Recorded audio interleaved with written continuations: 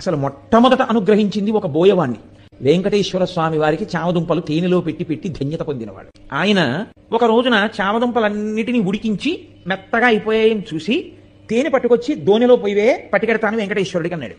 ఆవిడ చూసింది తేనె అయిపోయిందండి భార్య. ఆయన అన్నాడు, రా మన ఇద్దరం వెళ్ళి తేనె పట్టుకొద్దాం. పని కొడుకుని పిలిచి అన్నాడు, రే నువ్వు ఈ చామదుంపలు జాగ్రత్తగా చూస్తుండు, నేను అమ్మ వెళ్ళి తేనె పట్టుకొస్తాను. అలాగే నాన్నగారండి అన్నాడు. వాడు కూర్చున్నాడు. బోయవాడు భార్య పక్కన ఉన్న అరణ్యంలోకి వెళ్ళారు తేనె కోసం. చేసి తేనె పట్టుకుని వచ్చాడు ఆయన వెంకటేశ్వరుడితో కలిసి తింటాడు. అందుకని ఆ తేనె పట్టుకుని వచ్చే లోపల ఈ పిల్లవాడికి ఆకలిసింది.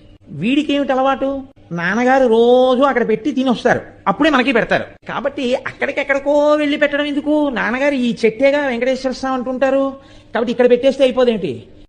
ఈ పిల్లవాడు నమ్మాడు, ఉన్నాడు అక్కడ ఈశ్వరుడని. తినేశాడు చెట్టు రూపంలో ఈశ్వరుడు. తినేస్తే తండ్రి వచ్చాడు, వీడు మిగిలినవి తినేశాడు. స్వామికి పెడితే తినేచ్చుగా, తినేశాడు వాడు.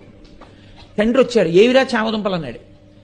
నాన్నగారండి ఈ చెట్టులోనేగా స్వామి ఉన్నారన్నారు, మీరు రమ్మన్నాను, ఆకలేసేస్తోంది స్వామి, ఉండలేను నాన్నగారు వచ్చే వరకు, నేను తినాలంటే మీకు పెడితే కానీ తినద్దంటారు కదా నాన్నగారు, మీరు వస్తే నా స్వామి మీరు తినేద్దరు కానీ నేను తినేస్తాను, రండి స్వామి అని అడిగాను. వచ్చారు, పెట్టాను, తినేశారు.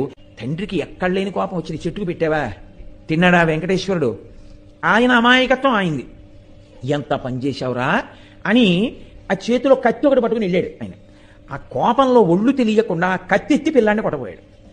చెట్టు రూపంలో ఉన్నాడు వెంకటేశ్వరుడిని నమ్మినటువంటి పిల్లవాడి యొక్క నమ్మకాన్ని రుజువు చేస్తూ ఇలా ఎత్తిన చేతిని చెట్టు రూపంలో ఉన్న వెంకటేశ్వరుడు పట్టుకున్నాడు. ఎవరు పట్టుకున్నారు చెయ్యని వెనక్కి తిరిగి చూశాడు. చతుర్భుజుడైనటువంటి స్వామి